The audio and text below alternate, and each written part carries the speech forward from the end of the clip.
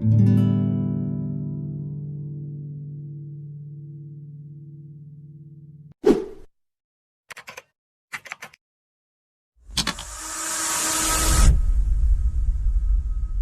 غادي تسوق عليك حتى واحد الا كنتي ظريف بزاف.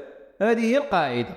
ديما داك الشخص ظريف كيحاول يدير اللي في جهده باش يرضي الناس ويكسب الحب ديالهم، ولكن النتيجه كتكون عكس داك الشيء، حيت كيتقربوا منك ويضحكوا معاك غير على قبل المصالح ديالهم. وزيد على هذا الشيء غادي تتعرض للتجاهل والاستفزاز ويطيحوا من قيمتك، وهذا الشيء اللي غادي يهرس ثقتك بنفسك وتبان ضعيف قدام الناس.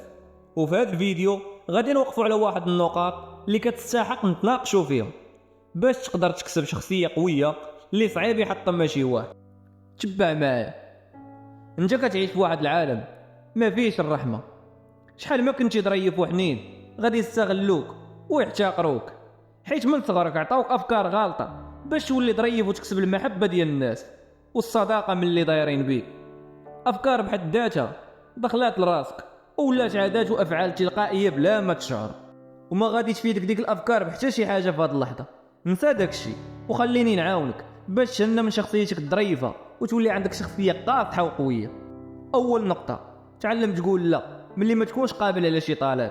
كاين شي ناس حياتك كيبانوا غير ملي كيبغيو حاجتهم، واللي خايف هادشي هو توافق تلبي لهم الطلبات ديالهم.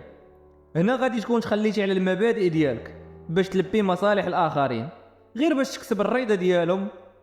بركه من الدرافاصح، راك انسان وخاصك تحتفظ بطاقتك باش تحقق وتوصل للاهداف ديالك.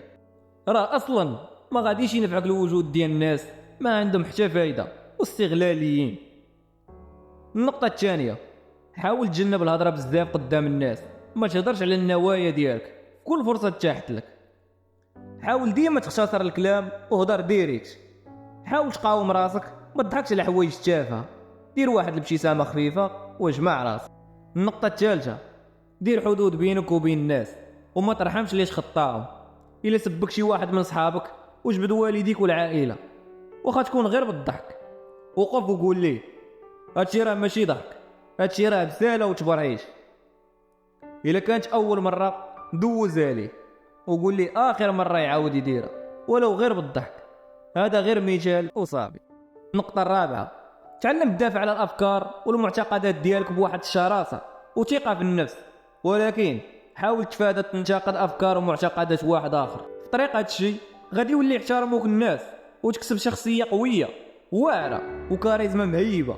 النقطه الخامسه، تهلا في راسك، حيت الستيل والذوق ديالك في اللبس ونوع البارفان اللي كدير كتلعب دور كبير في الهيبه ديالك من الشوفه الاولى. خلي حوايجك ديما نقيه وناسق بين الالوان، ماشي بشرط تكون غاليه ولا دوريجين، راه كافي تكون غير نقيه وجات اونصومبل. ماشي تلبس ليا الوان ديال زقارنا. حاول تكون لباس صاحبي وولد الوقت. ملي حنا دابا كنهضروا على الشكل ديالك الخارجي، حاول تريني طلع فورمه زوينه وصحيحه. هادشي كافي باش يعطي لك صوره زوينه. سادس نقطه، لغه الجسد مهمه بزاف. ملي تسلم على الناس سلم قاصح، ما تكونش رطب بحال البنات. وملي تجلس خذ راحتك وجلس بحال شي مالك، ما تبقاش مجموع بحال القنفود. وفاش بغيت تهضر هضر بشويه ووزن كلامك قبل ما تخرج. هذا الشيء غادي يعطيك واحد الهيبه وشخصيه قويه وتبان خاطر قدام الناس. وحتى ملي تكون غادي حاول تمشي بشويه وظهرك مقاد وراسك ديما الفوق وتبع ليا صدرك، راه اوتوماتيك غادي تحس بواحد الثقه في النفس.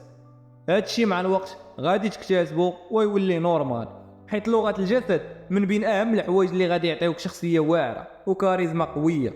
اخر نقطه نقول لك وخذها نصيحه مني، ما تعطي الوعود لحتى شي واحد، حيت ما عرفتيش مع الوقت والظروف اللي غادي تدوز منها من هنا لغدا. وإلا كتاب وعطيتي وعد لشي واحد خاصك توفي بيه. كون راجل وقاد بكلمتك. بهذا الشيء غتخلي داك الشخص يحترمك ويقدرك. خلاصه وبلا ما نطول، تعلم تقول لا من اللي ما تبغيش. ما تكونش فيك الهضره بزاف. دير حدود بينك وبين الناس. دافع على الافكار والمعتقدات ديالك. تهلا في راسك وفي صحتك. البس مزيان. ما تنساش لغه الجسد. اخر حاجه، ما تعطيش وعود وانت ما قادرش تشوفي بها. شكرا بزاف حيت كملتي الفيديو. ما تنساش دير ابوني وفعل داك الجرس باش يبقى يوصلك الجديد انت الاول. وإلا عجبك الفيديو دير جيم، وما تنساش الا عندك شي ملاحظه خليها في كومونتير باش نتناقشوا فيها، وبارطاجي الفيديو مع الناس العزاز عليك باش حتى هما يستافدوا. تهلاو ونتلاقاو في فيديو جديد. كان معكم نورداز.